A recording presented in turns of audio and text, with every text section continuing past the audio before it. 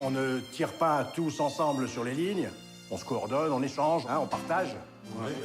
Bon, et puis pour finir, j'aimerais bien qu'on évite les tensions. T'es bouché ou quoi? T'es dans le passage, tu vois bien que tu gênes.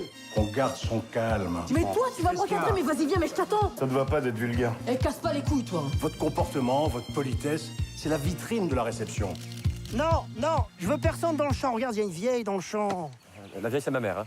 Salut, c'est Siana. Salut, c'est Maximus. On vient de voir Le Sens de la fête et on vous donne notre avis en 5 points. Point numéro 1, le sujet. Alors là, le sujet, c'est les coulisses et l'envers du décor d'une soirée de mariage. Alors ça peut sembler être un sujet facile pour une comédie française, mais c'est assez finement exploité et mis en scène. Alors effectivement, on est dans un sujet hyper franco-français. J'ai eu super peur au début que le sujet choisi soit chiantissime, mais en fait ça va, c'est super bien fait, donc ça passe. Point numéro 2, l'écriture. Alors ça aurait pu être un sujet qui aurait pu être facilement lourdingue, mais qui pour le coup a été assez intelligemment écrit. En même temps, j'avais assez confiance en Toledano et Nakache, puisque leurs précédents films avaient déjà de grandes qualités d'écriture. Effectivement, l'écriture, c'est une des grandes forces du film. Moi, c'était pour moi une excellente surprise. Au travers d'un sujet qui semble simple, on a une super galerie de personnages et plein de sujets vraiment très touchants qui sont amenés dans ce scénario. Point numéro 3, Bacri.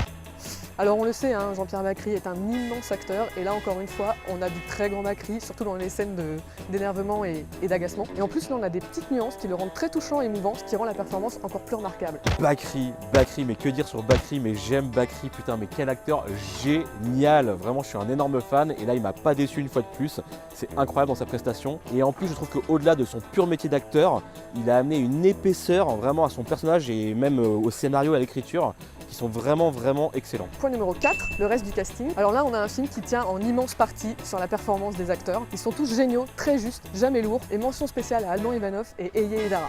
Alors c'est vrai, tout le casting est vraiment fabuleux, c'est vraiment une prestation excellente du petit rôle jusqu'au grand rôle. Et en plus, j'ai une mention spéciale pour Gilles Lelouch et Jean-Paul Rouve que j'adore au passage et qui est vraiment parfait dans sa prestation. Point numéro 5, l'humour. Alors comme toujours chez Toledano et Nakache, le film est très drôle, l'humour est très fin et toujours très bien amené, avec en plus de très bons running gags, et le tout est super bien contrebalancé avec des moments plus intimistes. Bon, l'humour c'est vraiment la principale qualité de ce film, hein. C'est surtout pour ça qu'on va voir ce genre de film, et c'est hyper réussi une fois de plus.